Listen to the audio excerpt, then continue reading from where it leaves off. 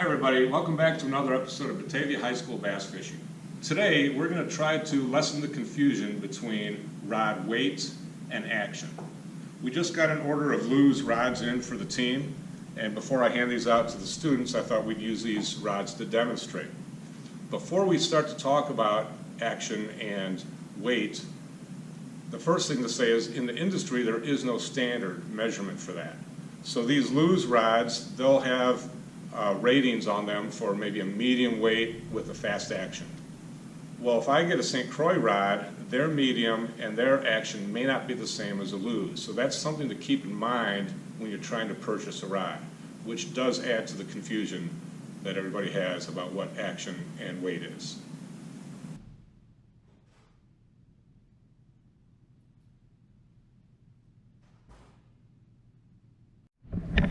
All right, so first we're going to talk about power. Power is a little bit easier to understand. Power basically comes in three categories. You've got light, medium, and heavy.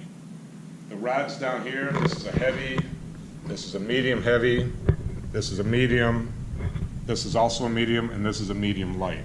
So what does that mean? Basically, the lure weight. The heavier it is, the heavier lures I can throw.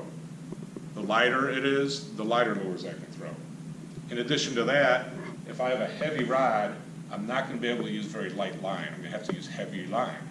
If I have a medium light or medium power, I can use a little bit lighter line.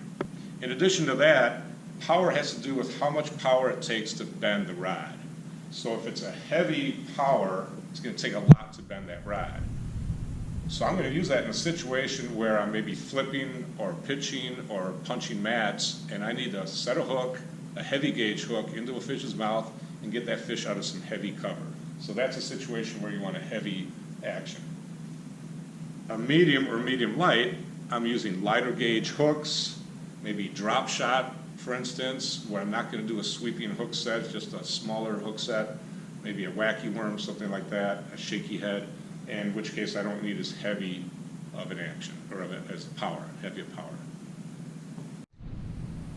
So to demonstrate power, I see a lot of people in the stores, they'll grab a rod and they'll just start bending it, or they wobble it like this, and that's really not telling you a lot.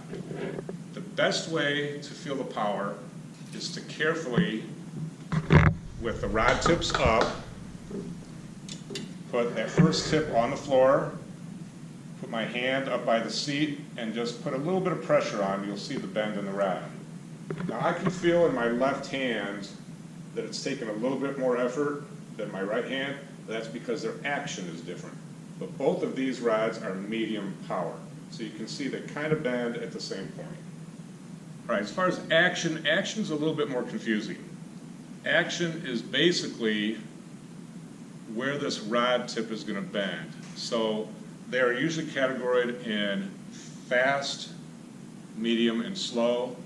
You can also get extra fast.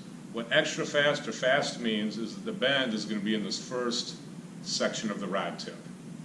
What a medium means, it probably starts to bend somewhere closer to the middle, and then a slow is probably somewhere beyond the middle is where the bend is going to be.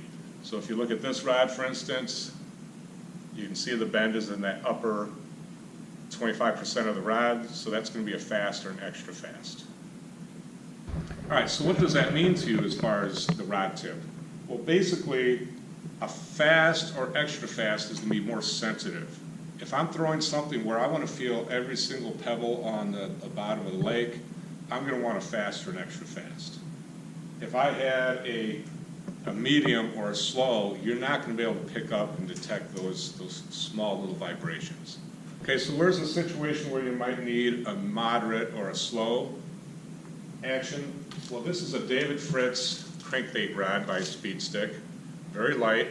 This is part fiberglass and graphite, and this one is rated as a medium heavy power, but the action is moderate. So if you watch me over here bend this, it's going to bend much further from the tip.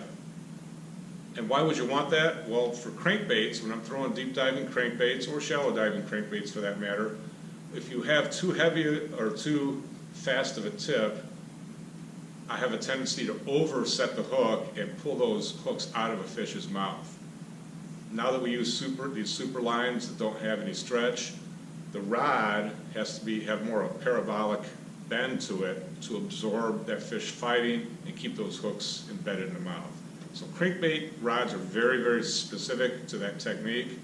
Not everybody at the high school level has crankbait rods, but if you do throw a lot of crankbaits, I would highly recommend switching to a crankbait specific rod so you lose less fish. The other definition of action besides where on the rod it bends is how quickly it returns back to normal. So, and it's just like the words imply, extra fast is going to return very fast, fast is going to return not quite as fast, and so on down the line. So that's another definition of action. And that's why things are confusing for a lot of fishermen as far as power and action. All right, so to sum this up, basically reading this information on your rod is going to give you a lot of information about what they mean by action or power. So in other words, if I'm buying a lures and it's rated for, in this case, 1/8 to 1/2 ounce lures, don't try throwing a 3/4 ounce bait on this, or don't try throwing a 1/16 ounce. It's not set up for this rod. Trust the numbers that the manufacturer has given you. Same thing with line. So this one is rated for 6 to 12 pound. Don't exceed that 12 pound. It's not going to be advantageous for this particular rod. In addition to that, they talk about length. Length is a little bit less important. I hear fishermen constantly, high school fishermen, ask me, what rod length should I get? And really it's the power and the action that's more important. But as a general rule, everybody shifted to longer rods in the last 15 years or so. And people are getting now 7, 8 foot rods, whereas years ago they were always in the 5 to 6 foot range. So what's the difference? Well, the longer the rod, you can usually cast further. When you set the hook, you've got more of a sweeping, catapulting action, a torque for setting the hook. So there are advantages to longer rods, but a shorter rod can be more accurate. So if I'm casting a square bill crankbait to very specific laydowns, you might want a little bit of a shorter rod. So there's situations where a short rod's not a bad thing. But don't get caught up that much in the length. Pay attention more to the power and the action. And again, trust the numbers that the rod manufacturer is giving you, because their definition of medium power and fast action may be different from company to company. Hopefully, those are a couple tips that will help you to choose the right rod for the right application.